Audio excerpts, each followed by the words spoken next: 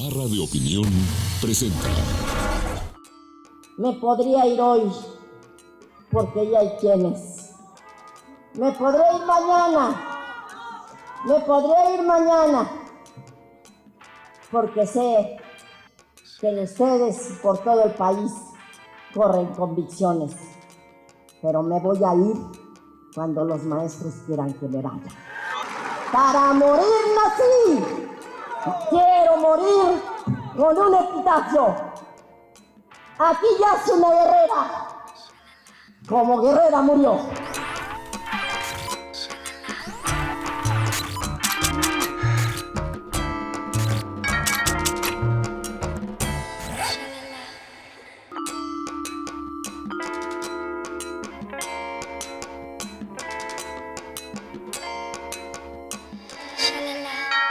¡Ay, ya llegó! Pase, maestra, está abierto. Gracias, qué lindo lugar, ¿eh? Vaya, no está? solo buen gusto, Bueno, pues muchas gracias. sino buen aroma. Ah, qué bueno, muchas gracias. Diciembre del 2003, de pronto usted desapareció. Bye. Después de lo que aconteció en la Cámara, que para mí fue un impacto muy duro, O sea, en Emilio una Chávez apuesta se quedó. por la reforma. Más bien fue qué el grupo reformador ante aquellos que no querían reforma alguna. Entonces, hicieron una suma de firmas. firmaron lo que nunca ningún congreso. ¿Y tú eras jefa de la bancada del PRI? Hicieron una serie de cuestiones que lamento mucho. Ahí están los resultados. Y te dijeron, Elba, ya no eres jefa de la bancada del PRI. Y no solo eso, que ni era jefa, era la coordinada, la que coordinaba todos los esfuerzos, sino lo más grave es que se hizo para que no salieran las reformas. Yo tenía compromiso y tengo compromiso con las reformas. Hay este libro que se escribió al respecto por una servidora. Y esta es la ley del ISSSTE, pero ya llegaremos a eso. Y esto, esta cuestión, por eso digo que no todo es claro ni todo es oscuro. Esta decisión que fue tan dura y todo el tiempo que estuve en el PRI como dirigente fue de los tiempos muy pesados de mi vida política y personal. Me generaron el que un mal que yo ya traía con anterioridad, de un virus, que algunas veces te recordarán, me invitaban una copa y decía, no, yo no puedo tomar. Nunca explicaba por qué, pero no tomaba. Pero hacía unos años se había detectado que yo traía un virus que afectaba el hígado. Y era hepatitis C. La hepatitis C. Hablas de tu exilio, de la enfermedad, de la debilidad, de encontrar la salud. Pero en ese momento se estaba fraguando el PANAL. Al mismo tiempo. Nueva Alianza. Nueva Alianza, sí. Sí, porque puedes estar débil físicamente. Pueden hasta, ¿qué diría yo? Cortarle a uno, amputarle a uno un brazo, una pierna o qué sé yo, o arrancarte los ojos o lo que sea. Pero lo que tienes como ideal, tu causa de estar, esa no la puedes cancelar. Pero además hay que verlo, ¿cómo les diría? Yo no hice Nueva Alianza, es lo increíble. Pensé que era importante que lo hubiese, la crisis de los partidos, el fenómeno que se iba a venir y que nosotros teníamos que cumplir un rol. Siempre estoy con el rol de los maestros en el Claro, Elba, pero sin tu anuencia y tu dirección, Nueva Alianza no hubiera surgido. Claro. Yo acepto que sin que estuviese la autoridad moral, afectiva, personal, política, para hacer, pero lo que hay que reconocer es que ellos ya saben hacerlo. Ellos lo hicieron. Fue su trabajo. Los que creen que, o dicen, no, es que él va a controlar el sindicato, me da mucha risa. Más de 1 año y medio. En una situación que a cualquiera que es líder no quiere que lo sepa nadie, porque nos tienen que ver muy fuertes, hablando grueso, más, ¿no? Yo siendo mujer débil, enferma y todo, y ahí están los resultados, porque ellos hicieron suyo. Ay, el maestra, proyecto. pero claro que usted, ¿a poco no es la líder del CENTE? No me diga que no. No, sí, claro. Claro, y no yo solo dije soy la líder del CENTE, soy la líder de los trabajadores de la educación del continente. Me voy hoy en la noche, más bien, Sí. me voy a En la Argentina madrugada. a un encuentro con secretarios de educación que convoca la UNESCO para debatir el porque tema dije, educativo. El Bester no puede decir que no es una mujer poderosa, digo, yo dije, ¿cómo? ¿No? Yo nunca he Sí. dicho que no, Ustedes recordarán que ellas me preguntaron si el poder era malo. Y yo dije, no. El asunto es para qué lo usas, para qué lo utilizas. Que no nos obsesionemos. Es como el amor. El poder es como el amor. El poder es como el amor. ¿Crees que Ahora, se puede hacer política sin mentiras? Me gustaría. Le gustaría, pero... Me gustaría, pero no. No. Es un mundo muy sofisticado, además. Tiene su sofisticamiento. Tiene unos grados de perversidad fenomenales. Lo negro se hace blanco, la realidad parece Kafka. No sabes qué está pasando. Pero al final, en mi sentir, algo hay que hacer, lo tenemos que hacer. Lo tenemos que hacer y pagar pues lo que cueste si eso te hace feliz. Otra de esas preguntas que flotan. Pero quiero aclarar algo. Lo de Nueva Alianza, y se puede oír mal, falto de ética, pero no es cierto. Yo me di cuenta de que el PRI no iba a poder ganar la presidencia sola. Como si ahorita discutiéramos la presidencia, cómo va a estar en tal tiempo, es muy prematuro. Pero hay experiencias en América Latina de que hay que armar frentes, varias fuerzas, para lograr hacer frente a aquella que se opone a tus ideales. Entonces, a tus en un causas. principio era para apoyar al PRI y después... La idea era formar ese partido con mayor prestigio, que fuera de la ciudadanía, porque en la CNOP yo no pude hacerlo, no tuve recursos, porque quien se quedó con la CNOP no tenía preocupación por ese programa. Entonces, partir de algo más ciudadano y desde allí también ayudar a empujar la transformación del PRI. Bueno, y entonces, ¿cuándo buscas a Calderón? No. A ver, permíteme. Entonces, no es así. Hay en el sindicato un Comité Nacional de Acción Política que invita a todos los candidatos a la presidencia de la República a ir. Se le invitó por escrito a Andrés Manuel. No fue. ¿Y no fue? Se le invitó por escrito a Madrazo. No fue. Y se le invitó por escrito a Liceo Calderón. ¿Sí fue? Él fue. ¿Así se Habló. decidió, entonces? Así fue. Ajá. Bueno, y Y habla... habló no conmigo, con toda la dirigencia nacional. Mi yerno en la CEP. Hay tantos hijos de XZY que son juniors. Pues, ¿qué necesidad habría que este muchacho, teniendo todo lo que dice que tengo, estuviera ahí? A mí me encantaría que investigaran quién es. Es maestro normalista. Es doctor en pedagogía. Es de los que mejor conoce lo de educación básica. Segunda, es un muchacho muy preparado y muy capaz para esa cosa. Pero además es un garante de la no violación al tercero constitucional. Que es uno de sus temas. Que resultó ser el esposo de... pues sí, entonces por ser el esposo de él, teniendo talento, preparación, no puede ser. La pregunta podría ser, ¿y no habían otros? Yo lo entiendo muy bien, que esa podría ser la pregunta. Y es probablemente que sí, los ha de haber habido, pero ¿sabes qué? Hay mucha gente que hemos propuesto, y a la hora que está ahí, se equivoca. Elba, ¿cuánta gente hay en el CENTE, afiliada al CENTE? 1.600.000 hoy. 1.600.000. Se habla de un ejército electoral que se formó en el 2000, 30.000 maestros por la República. ¿Qué hicieron el 2 de julio? Sacar el registro de Nueva Alianza. Esa era nuestra prioridad. Teníamos que sacar el registro de Nueva Alianza y siempre supimos, gracias a la caballerosidad de un hombre íntegro, muy comprometido y buen político, que es Roberto Capa. Entonces, vimos que no podíamos ganar la presidencia. Entonces, tuvimos que reflexionar que se tenía que ganar a través de los candidatos a legislativo. Uno de tres. Senador. Por la educación, ¿no? ¿Ves? Y ahí nos fuimos. Ajá. Y hablamos con Roberto y dijimos, bueno, no vamos a salir por la presidencia. Entonces, hay un vacío.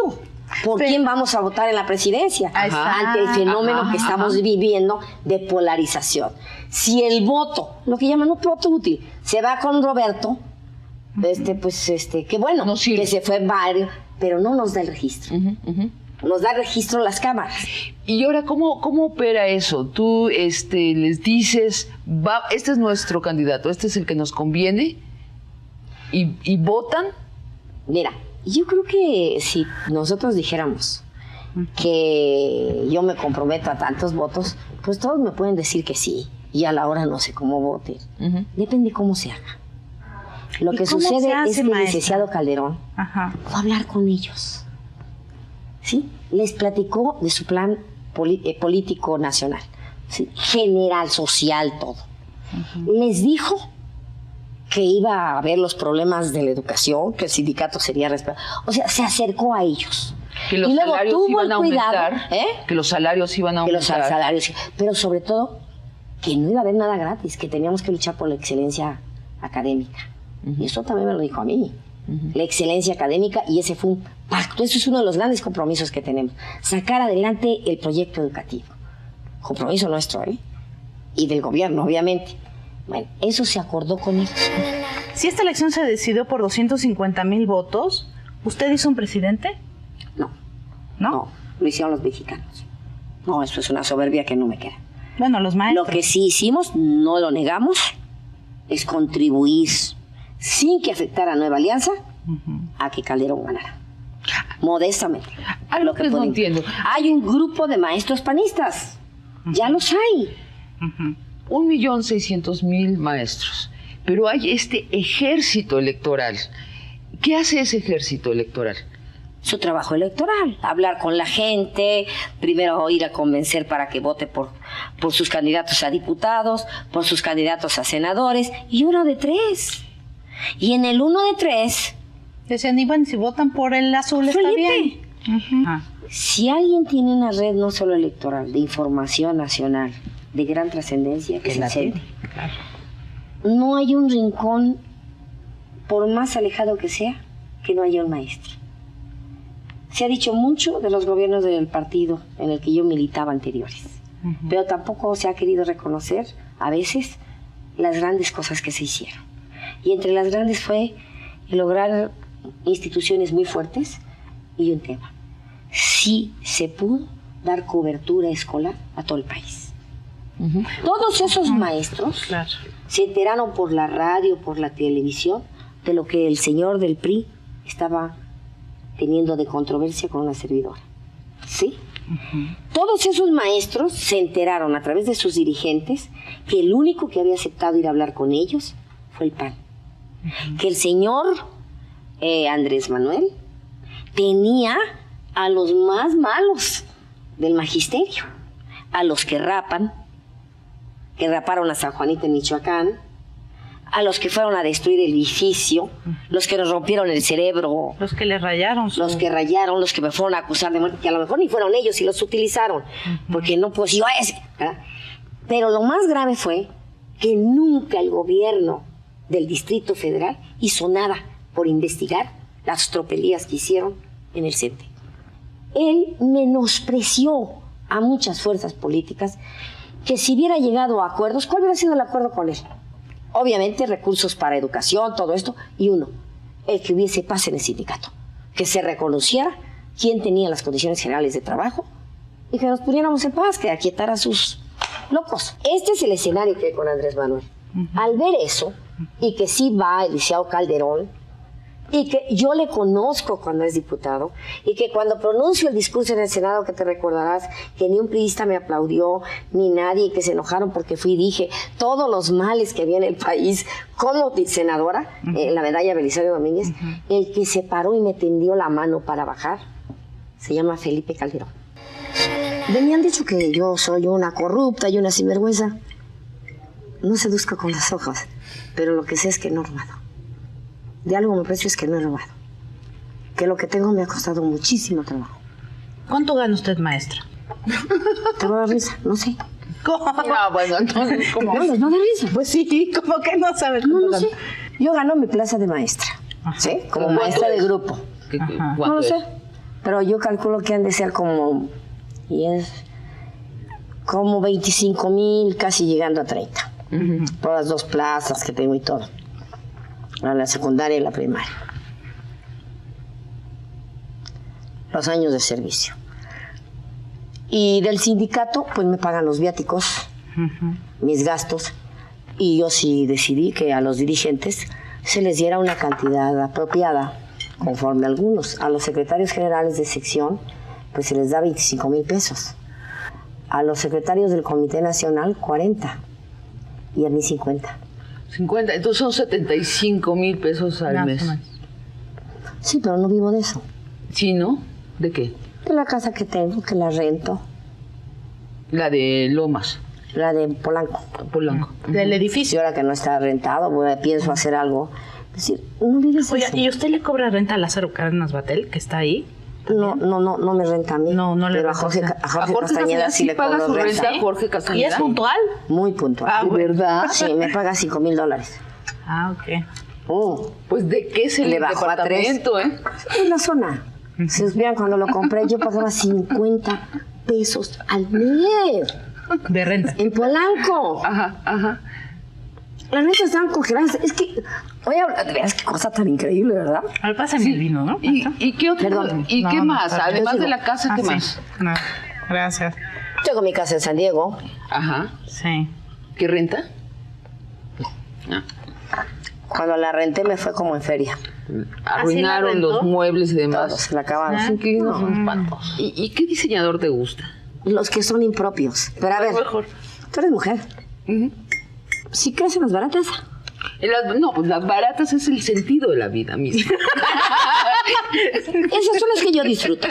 Hay gente que se queda asombradísima, que me ve en esos... La adrenalina de la No, oferta. hombre, derrotar al sistema se llama. Derrotar al Sí, sistema. pero la cosa es que los están manipulando.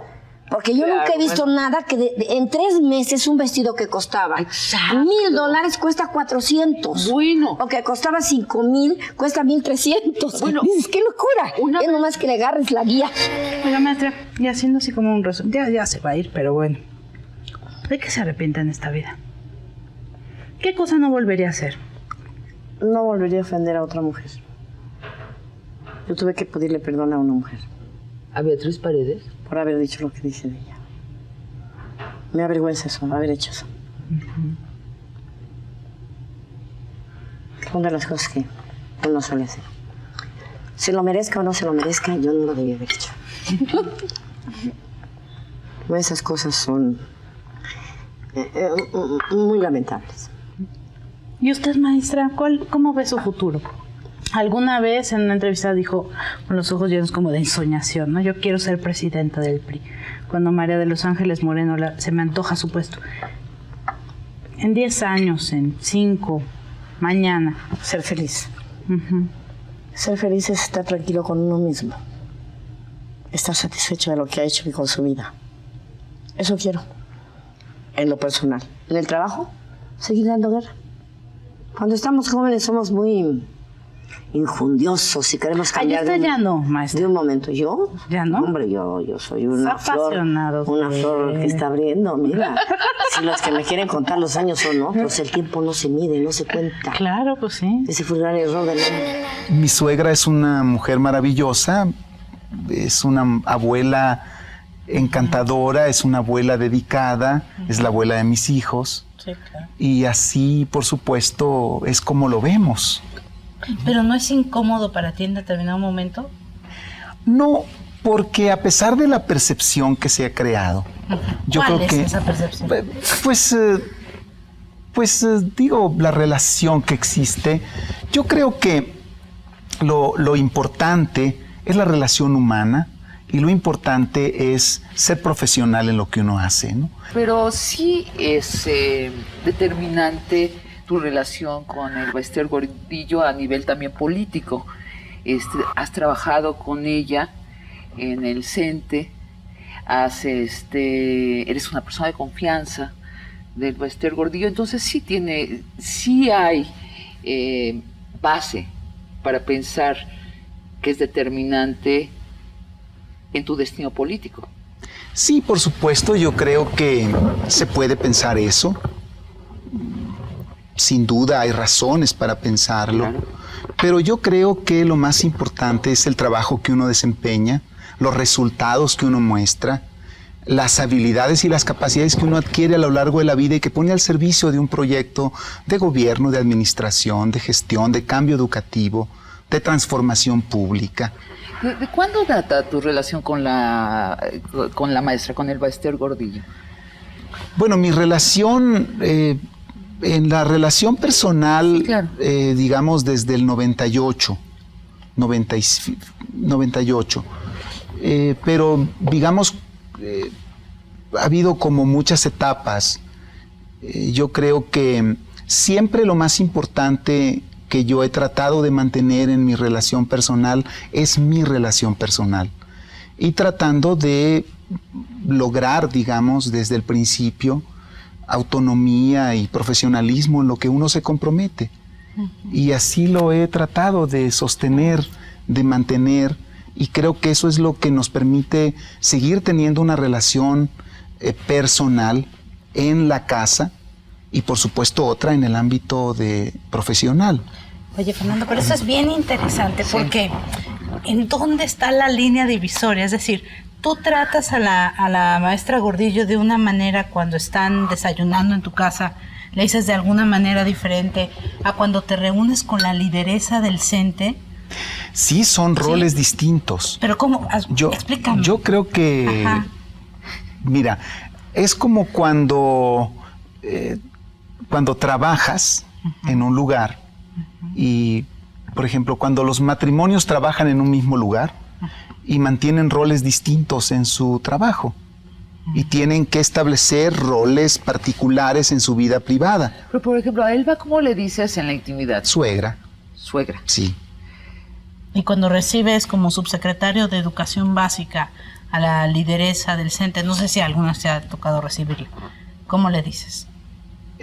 Maestra. Maestra. Generalmente yo no trato, digamos, la parte laboral en mi subsecretaría. O sea, mi subsecretaría es más bien un ámbito de desarrollo estratégico. Operativo. Que no llega a ser operativo porque la operación desde 1992 está en las entidades federativas. Yo creo que el educativo es el sistema más descentralizado de todos y el que requiere un cuidado muy particular de los distintos acuerdos administrativos, políticos, académicos que lo sustentan. En ese sentido, creo yo que es el que requiere una gestión mucho más cuidadosa, que no es esencialmente operativa.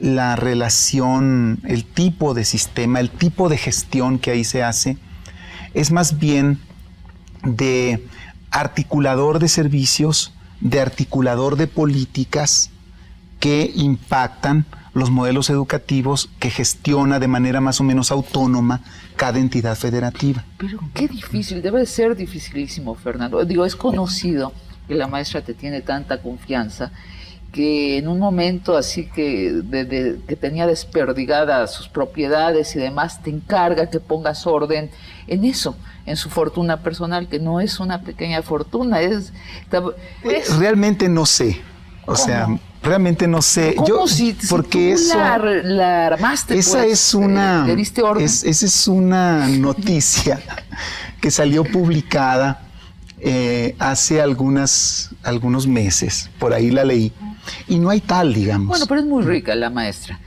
Mira, es una mujer que vive bien, pero no es una mujer rica. Yo creo que habría que discutirlo con ella, digamos, no me gustaría hablar por ella. Yo conozco el patrimonio de mi familia, pero no conozco el de ella. Entonces, no hiciste tú el fideicomiso. No, para nada. No. Este fideicomiso no existe. ¿Y no sabes a cuánto asciende su fortuna de ella? No, pero me parece que no es lo que los medios han dicho. ¿Sí? ¿Eso es un mito? Yo digo que es una especulación. Me invitó a su casa, caminamos por la sala de su casa y ve una foto del Bester Gordillo. Dije, oye, ¿y esta señora quién es? Es mi mamá. Ajá. Ah, tu segundo apellido es Gordillo, dije yo. Y ahí fue cuando me di cuenta que ella era hija del Bester. Pero a ver, no, espérate. Te dijo, tu segundo apellido es Gordillo. Y cuando te dijo, pues sí, o lo que haya dicho Maricruz, ¿no sentiste que en ese momento algo te pasó? Toda la vida. ¿Te flaqueó las piernas? No, fíjate que no. Yo insisto, uno se enamora de una mujer y se enamora también de su entorno. Y si uno no es capaz de enamorarse de todo lo que una mujer significa, entonces uno no es capaz de enamorarse. Y cuando uno no es capaz de enamorarse, uno no es nadie. Lo más importante es saber enamorarse. y yo me enamoré de mi esposa. ¿Qué está haciendo bien el PRI? Aprovechándose de las ineficacias del PAN como partido y de una falta de claridad muy bien sustentada del propio gobierno. Si el PAN no aprendió a hacer gobierno, hay grandes vacíos. Pero si observamos con frialdad, con serenidad, pues el PRI no ha avanzado mucho. Han sido triunfos muy relativos, muy pequeños. Yo creo que al PRI le ha hecho falta una reflexión de fondo. ¿No se renovó? ¿No existe el nuevo PRI? Bueno, para mí todavía no está el nuevo PRI. No. Digo, sinceramente no. No es un asunto de ganar elecciones únicamente. Esa es una acción pragmática, válida en política. Digo, sí. Tal vez yo he actuado, y no tal vez, he actuado en algunas condiciones por esa vertiente. Y en la tendencia mundial de que ya no hay ideologías, de que se pueden mezclar la derecha con la izquierda y que el centro es disputa de todos, creo que estamos viviendo una terrible confusión que daña las instituciones, que daña la vida democrática, que daña la convivencia de los mexicanos. O sea, y sobre todo para lo que está hecha la política, ¿no? Estamos con partidos electoreros que saben ganar elecciones, unos más que otros. Y yo creo que lo peor que está pasando es que ni los partidos saben qué quieren. ¿Sí? Ganar Tú oyes elecciones. Salvo ganar Nada elecciones. más. Pero ni siquiera en eso se está haciendo eficaz. Entonces hay una gran ausencia de contenido en la política. Ahora le toca a los políticos hacer ese trabajo. Claro. No puede venir de la sociedad civil. Los políticos están allí para eso. Los políticos, pero también los intelectuales. Es decir, hay urgente necesidad de una reflexión nacional. Primero te diré en razón de tu primera pregunta. El PRI también tiene que decirle a los mexicanos que le perdone los errores que ayer hubieron, pero también que se le reconozca las virtudes que tuvo de darle gobernabilidad, institucionalidad, estabilidad, cierto equilibrio al país. Si no somos miopes, no es todo lo de ayer. Así es, así es. No se puede convivir en una democracia satanizando al otro, al que no es como tú piensas. Así es. En torno a la gobernabilidad, han habido grandes vacíos. Y yo te podría decir en mi caso personal, a veces hemos dejado donde yo me desarrollo y las actividades que yo hago, en aras de la gobernabilidad también he guardado silencio. Sí. ¿Sí me digo? Como dice por ahí, se traga unos sapos. El problema no solo es la gobernabilidad, sino la viabilidad. Lo que está lacerando a nuestro país, la pobreza, la falta de legalidad, que no hay Estado de Derecho. Necesitamos luchar porque realmente haya una discusión que por encima de la ley, recuperar eso. Fortalecer las instituciones. Pero ¿tú crees que ya se le salió de control al presidente? Textualmente la guerra. ¿Se le salió de control? La verdad es que algo que no acabo de entender es esa guerra. ¿Sí? No la acabo de entender. No la acabo de entender, pero algo sí debo reconocer. Y creo que lo debemos reconocer todos. Un presidente que se atrevió a ir al fondo de este tema. No sé si los diagnósticos, no sé si los estudios estén bien, no soy una experta en el tema. El asunto es que pues soy maestra, soy mamá y yo creo más en la prevención. Entonces lo que tendríamos que ver es cuánta ausencia en algunos temas de orden de prevención que hemos cometido para que estemos en las circunstancias que estamos. Hay males sociales que han venido de alguna manera gestándose. La corrupción de las instancias jurídicas no surgió en estos 10 años, surgió en mucho tiempo. Se está destruyendo con el ejército, yo el creo crimen que el ejército organizado. es víctima. Pero ¿dónde se está construyendo las instituciones nuevas? Ahí es donde está el vacío. Exacto. Allí es donde está el vacío. Pero con objetividad, y te lo digo porque lo viví. Yo me acuerdo muy bien cuando me fenestraron en la cámara. ¿No crees que fue muy cómodo? No. Fue de veras duro. Creí que no iba a poder salir. Pero lo que yo viví ahí fue, claro, una profunda mezquindad con el país. Era la disputa de quién iba a ser presidente y la total ignorancia de qué quería México. ¿Vamos a repetir eso? No va a ser solo el gobierno el responsable, ¿eh? Sí. Es responsable ya. Pero también va a ser el PRI, el PRD, Nueva Alianza, todos. Porque esto no es de voluntarismo. Esto quiere un trabajo. Sí. Que está muy mal en el gobierno, en mi opinión, y además, lo digo, no saben hacer las cosas. La operación política ha sido deficiente. Tú empiezas a ver un discurso más coordinado, más cohesionado con el actual secretario. Pero anteriormente era una verdadera confusión. Y si tú te vas al tema educativo, lo mismo. Dicen, lo mismo. Peña Nieto se ha dedicado a hacer su álbum de fotos con los poderes reales de este país. Ya tuvo la foto contigo. ¿Quiere decir que ya pactaste con él? Que sí cuenta con mi respeto, es el gobernador del estado donde yo provengo, magisterialmente, sindicalmente. O sea, ha sido un estado muy generoso conmigo, el Estado de México. El Estado de México, sí. De hecho, me siento más de Nezahualcóyotl que de otro lado y tengo muy buena relación con él, pero no tengo ningún pacto ni ningún compromiso político para nada más allá de, ¿no? Bueno. Eso se tendrá que discutir. Digo, si a mí me dijeras ahorita, Elbester, ¿estás dispuesta a sentarte a discutir contigo? Sí, me interesa la política social y me interesa un tema: empleo, salud, educación. No te puedo decir que no me caiga bien Peña, ni que me caiga mal, ni que yo avalo o no avalo. Yo sé que Peña está en la posibilidad de ser candidato de su partido a la presidencia de la República, en esa posibilidad. Vamos al tema que es de fuego contigo, el tema de la educación. Como dices, es un tema fundamental. Y bueno, no nos fue muy mal en la prueba No tan mal. PISA. Elbester, no se te puede escapar que te han agarrado a ti como la villana del asunto. Y ya es una frase hecha, lo lees un día sí, otro día no, que dicen, si la educación está estancada, la culpa es de la líder del CENTE, Elbester Gordillo. ¿Qué respondes? Que es falso, que es rotundamente falso, que es muy importante que quede claro, Sí. y que acepto la irresponsabilidad o la responsabilidad que yo tengo de no haber podido comunicar y diferenciar bien qué es la Secretaría de Educación Pública y qué es el CENTE. Uh-huh. Y me gustaría mucho que revisáramos desde cuándo no tenemos un secretario de Educación que responda al requerimiento de una política de Estado en materia educativa. ¿Desde cuándo? Mira, yo creo que nos quedamos con Bodet. ¿Qué tal? Reyes, Reyes, iba a decir Reyes también. Torres Bodet, o sea, ¿cuántos Torres Bodet? ¿60? Por ahí van. 60. Revisa. Tal vez, sí, Torres Bodet, no, pero también estuvo don Agustín Yáñez. sí, que la hizo bien, Sí. lo que sea cada Eran quien. Creo que hay expertos en educación. expertos en el tema. Ahí nos quedamos. ¿Reyes también no te pareció un experto?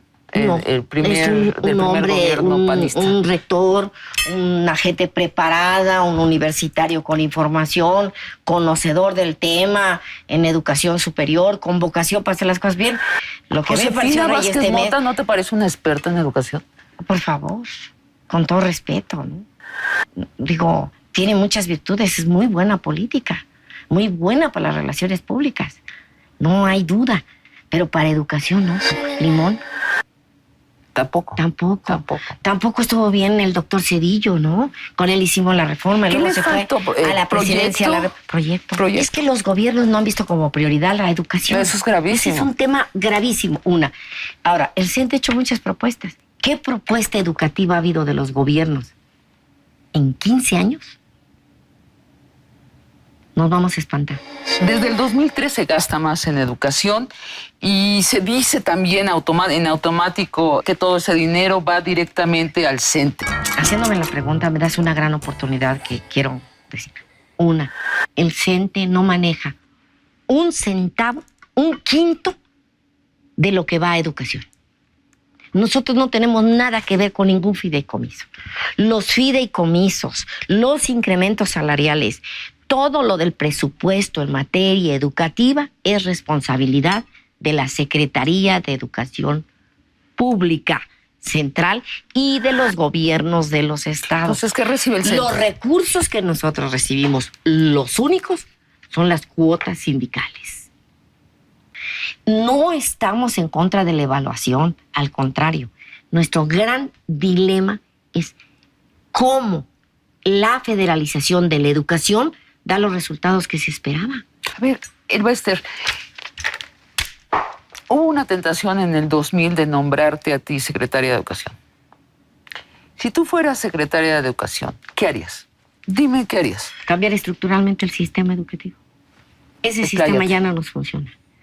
Se educó para formar hombres institucionales. Se prepararon nuestras escuelas en una visión con cierto autoritarismo. Cualquier país que quiera de veras hacer de la educación un tetolante tiene que empoderar a la escuela. Entonces, ¿yo qué haría? Hacer cada escuela más poderosa. En el orden pedagógico, en el orden comunitario, en la orientación emocional. Es decir, cada escuela debe haber problemas de nutrición. ¿De nutrición? Asuntos de farmacodependencia. Deberían comer y desayunar y comer allí. Crear una generación de niños bien comidos y bien educados. Así es. No voy a decir una mentira. Me hubiese encantado ser secretaria de Educación. Me hubiese. ¿En el 2000 o en el 2006? En la vida. Okay. ¿Se me explicó? Yo creo que no hay mayor ministerio que el de la Secretaría de Educación Pública. Pero me está vedado. En un país como el nuestro me está totalmente vedado. Tu problema es que eres dirigente del CENTE, no eres secretaria de Educación. Ese es, con todo respeto. Pero como no quiero que se enrarezca el mundo político y crea que mi posición es en razón de que quiero un ministerio o una chamba en el gobierno, hoy sé que eso me está vedado. Por vocación y por compromiso con el gremio y porque así lo quiero. ¿Se me explicó? No quiero que haya esa confusión. No, conmigo que no pelee nadie, que le quede claro. No es mi objetivo. ¿Qué podríamos concretar de esta charla, de esta reunión? Una, ¿es posible en México un gran acuerdo por el país? Sí. Sí es. Lo que falta es voluntad política de las partes. Y tiene que suceder en el 2011. Con o sin grandes personajes. ¿Sí? Es entender que México está reclamando. ¿Y el segundo punto? El segundo es, sí podemos poner de acuerdo. ¿Qué nos va a hacer que nos pongamos de acuerdo y sigamos descalificando y no sigamos descalificando y en guerras estériles? Un proyecto de país. Mónica, tú traes acá en la frente marcado tu destino. Eres la hija del Baester Gordillo. Yo creo que ninguna persona que conozcas en este país deja de tener una reacción al respecto. ¿Es cierto? Ha sucedido algunas veces, es cierto, pero creo que nosotros somos labradores de nuestra propia historia. Ha sido complicado porque no deja de comentarse la hija del Baester, ahí está la hija del Baester, y cuando saben que soy la hija, la percepción cambia. Claro. Nunca he llegado a decir soy la hija a ningún lado. Siempre he sido Mónica, ¿cómo estás? ¿Cómo te llamas? En relaciones normales. Pero cuando se entera que soy la hija, la percepción es de repente... Sí, ¿qué ¿cómo es tan buena onda? ¿Cómo es tan sencilla y natural?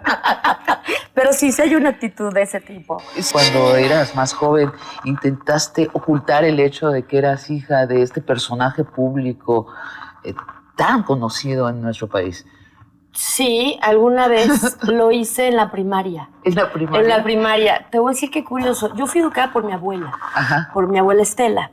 Y toda mi vida...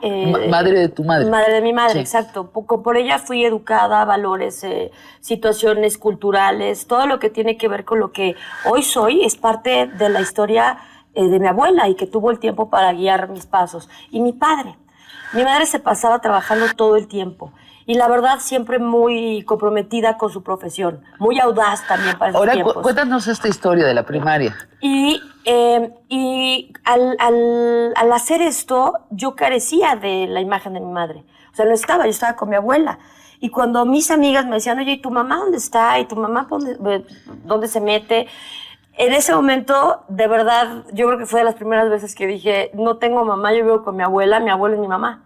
No, porque es parte también de la niñez de uno, ¿no? Claro. De esa necesidad que tienes de tener a tu mamá, pero no está, y defenderte ante las circunstancias también sociales, ¿no? Y cuando tienes 17 años, el presidente Salinas nombra a tu madre presidente del Sindicato Nacional de Trabajadores de la Educación. Así es. Me imagino que hay un cambio familiar muy importante. ¿Qué pasa? No pasa nada, porque es curioso, cuando me lo preguntan, nosotros, yo siempre estuve criada con mi abuela. Y criada también con mi papá, se divorcian años anteriores, él pasa a otra casa, yo me quedo con mi abuela también viviendo, entonces... ¿Y en otra casa? Sí, no vivíamos juntas, en otra casa, entonces ella vivía en Polanco. Es curioso esta historia porque muchos creerán que uno está acostumbrado a ciertas cosas que son visiones de la sociedad, como tú vives y cuál es tu historia, la califican de acuerdo a los personajes grandes o históricos o que han hecho una gran transformación en el país. Nosotros como hijos de estos personajes, a veces es complicado. Somos hijos a veces como un tanto solitarios, unos extrovertidos, otros introvertidos, dependiendo de la situación que vivamos. Cuando yo me entero, me acuerdo que fue en la prepa, con un amigo que yo quiero mucho que se llama Pablo Carreño. Y él me dice que mi mamá está en la organización sindical. Le digo, oye, Pablo, por favor. Bueno, ¿y eso a mí qué? ¿Cómo? No sabes. Todavía le digo, es un tema de mi madre, me da muchísimo gusto, qué bueno, sí, está contenta, perfecto. Yo empiezo a tener una relación extraordinaria con mamá a partir de los 19 años. ¿Por qué? Es curioso, yo me embarazo. Tengo a mi hijo, y es Otto Francisco, a quien amo y adoro, y son decisiones de vida que uno toma. Porque ¿Estabas casada? No, no estaba casada. Entonces decides tener como madre soltera. Exacto. Digo, no, pues es mi responsabilidad, vamos para adelante, este es mi hijo, vamos a hacer lo conducente, ¿no? Hay muchas historias que únicamente se califican por el resultado de hoy, por la historia. Las situaciones son tendenciosas muchas veces y no se escarba auténticamente. No, claro, por eso en la esencia si te das cuenta, yo no te afirmo cosas, yo te las pregunto. Sí, por eso, y te agradezco mucho porque me da la oportunidad de comentarlo abierto. Siempre he sido una mujer tímida, pero muy abierta, en el sentido de no hay nada que ocultar.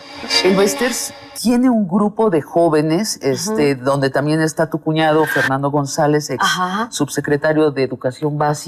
Sí. ¿Está tu hermana también en ese grupo compacto, Maricruz? No, Montelongo? mi hermana no. Ella decidió, fue diputada federal por el PRI.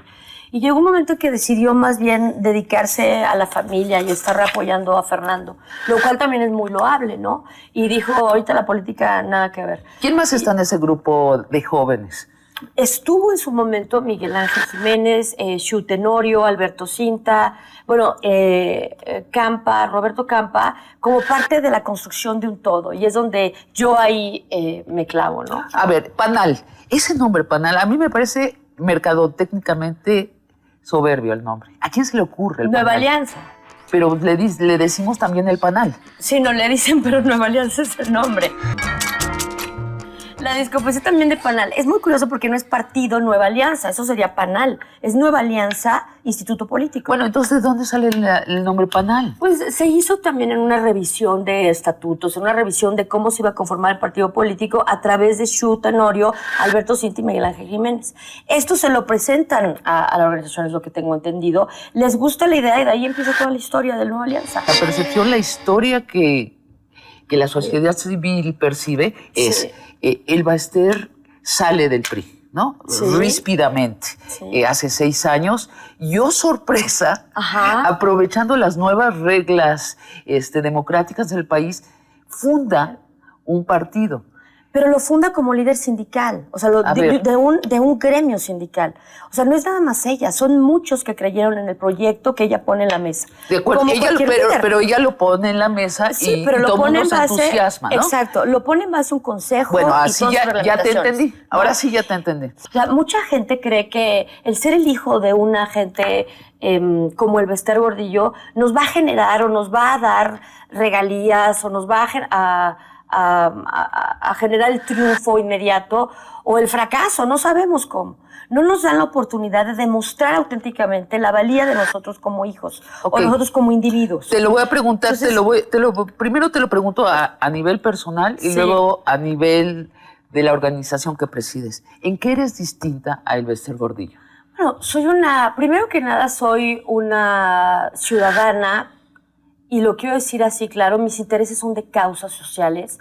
Me preocupan los niños, me preocupan los adolescentes, me preocupa mi género como mujer, me preocupa la equidad, que también el hombre pueda tener espacios que nosotros estamos dejando, pero que hoy por hoy ellos pueden también incursionar. Soy más de causas sociales. No soy una líder sindical, soy una política hoy por hoy, ¿no? Soy una gente que donde esté, sin importar el dónde, el lugar en específico, quiero construir un beneficio para todos. Quiero construir por poquito o por mucho. ¿Y en eso te diferencias del Bester? No, me diferencio únicamente porque soy una persona que habla de causas sociales. me imagino, o sea, ella es una líder sindical que es como más nacional, más global. El Bester ni siquiera ya es una líder sindical. Ha pasado a ser un ente político en la política nacional. Es un referente. Tienes un sobrino, Sí. hijo de Maricruz Montelongo, que ya está incursionando en la política, ¿cierto? Así ¿Cómo es. se llama? Se llama René Fujiwara. Fujiwara. Y Sí. ¿y René ya está en Nueva Alianza? Está en Nueva Alianza, acaba de darnos la gran sorpresa de hacer una movilización para jóvenes a favor de nuestro candidato también. Él trae una agrupación que se llama Alianza Joven. Alianza Joven se ha dedicado a trabajar con Nueva Alianza ya desde hace 3, 4 años y es parte importante también de una visión incluyente de una plataforma de jóvenes y agenda de jóvenes. Entonces vamos a tener gordillos el resto del siglo XX en la política mexicana. No, es como... No. Siglo XXI. Sí. No, te voy a decir, él es Fujiwara, él tiene su propia historia y yo pediría que se juzgue también por el esfuerzo que va a dar él en su propia ¿No dinámica. son una dinastía ustedes? Es como los zapateros o como los panaderos. A ver, si Yo nos creí que me encargamos de hablabas No, si nosotros nos dedicamos a eso porque nos gusta, porque tenemos el ejemplo, porque tenemos compromiso, bueno, pues vamos a hacerlo con excelencia. Nos obliga a ser mucho más transparentes, más legales. Eso también hay que dejarlo. Hay organismos que vigilan la transparencia y la legalidad de cada una de las acciones que toma Nueva Alianza. Nosotros, y yo en este caso, Mónica Arriola, estoy para servir, no para servirme. Eso hay que dejarlo también muy claro porque hay que venir a dignificar la política. Tú y tu cuñado, Fernando González, ex subsecretario de Educación Básica, se rumora insistentemente que la sucesión del imperio del Bester Gordillo estará entre tú y él. ¿Cómo la llevan? Pues es que no veo qué imperio.